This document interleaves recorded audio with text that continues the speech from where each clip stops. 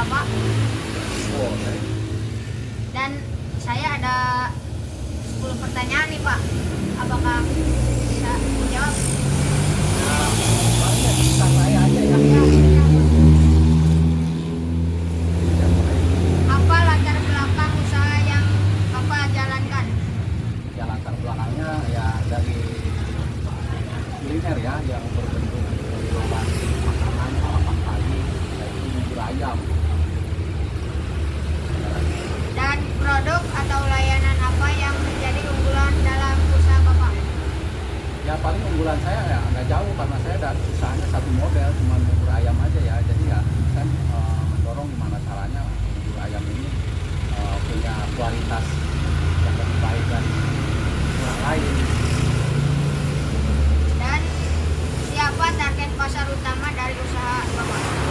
Ya kalau target saya sih sebenarnya di sini kalangan atas, kalangan menengah, kalangan bawah karena bubur ini cakupannya luas ya, bisa untuk orang sakit, bisa untuk bayi, bisa untuk orang yang sakit gigi, semua bisa masuk, nggak terbatas. Makanya kenapa saya tertarik di jualan bubur. Ya setidaknya ya itu bisa jadi berkah buat saya dan berkah buat pembeli.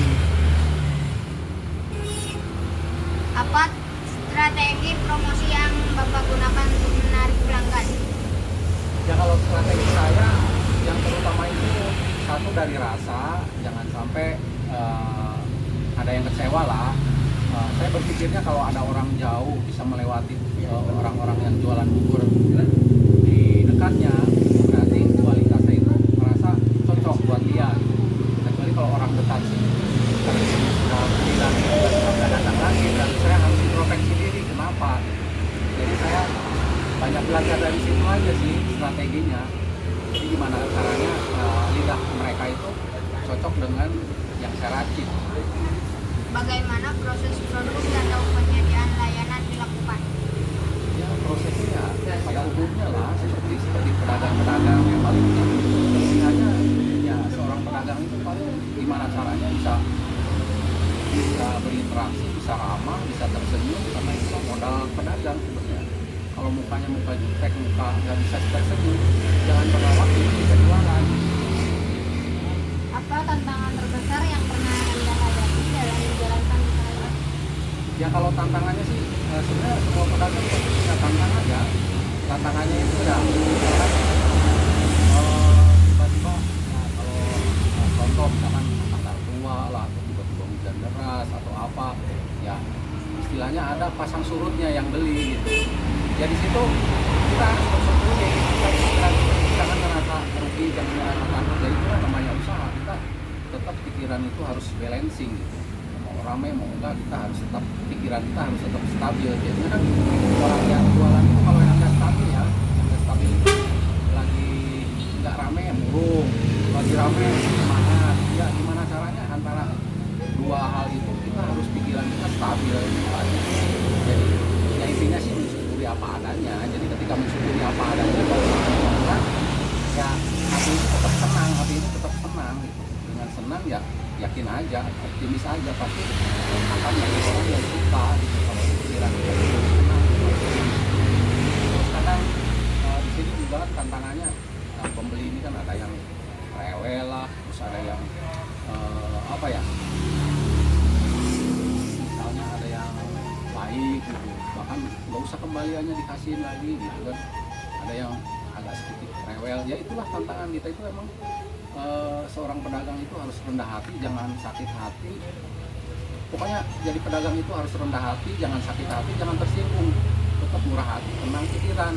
Itu modalnya supaya kita itu bisa gampang menghadapi tantangan itu. Bagaimana Bapak mengelola keuangan usaha? Ya kalau mengelola keuangan ya intinya input output tuh paling jelas aja input output.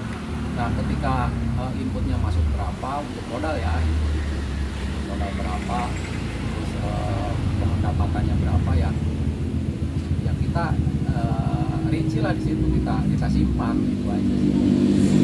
Apa langkah yang Bapak ambil untuk menjaga kepuasan pelanggan?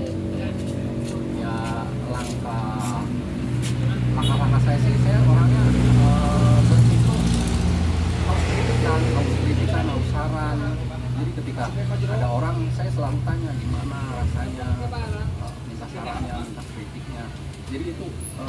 membangun kualitas sebenarnya.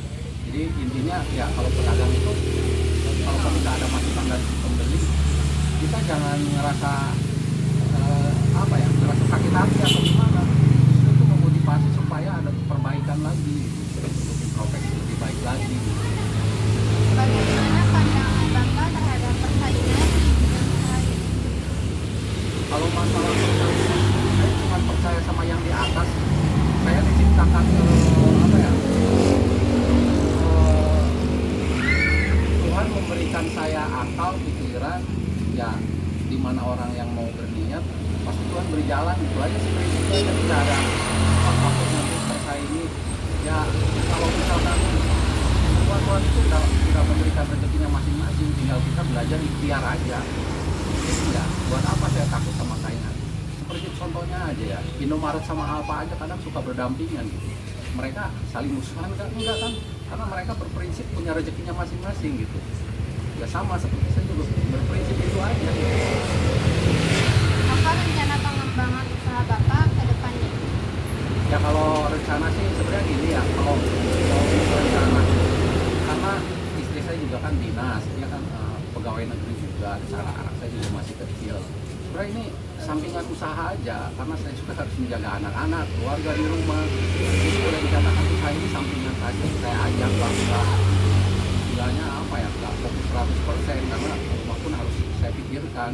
Makanya paling yang saya pikirkan kenapa saya jualan ini, karena jualan di rumah itu udah lama, nggak kayak orang lain yang dari pagi sampai malam gitu kan. Ini tuh cukup dari jam 6 sampai jam 10 aja udah selesai, udah pulang gitu. Makanya saya bisa bisa memperhatikan keluarga juga, karena saya juga dinas, anak-anak masih kecil, perhatian di sekolah segala ya. Mungkin kalau seandainya ke depannya, kalau misalkan anak-anak sudah dewasa atau misalkan sudah ada yang nggak terlalu terpaku di situ lah, saya mungkin bisa melebarkan sayap juga gitu. Terima kasih atas waktunya ya Pak, maaf mengganggu aktivitasnya. Tidak mengganggu kok, malah saya berbagi.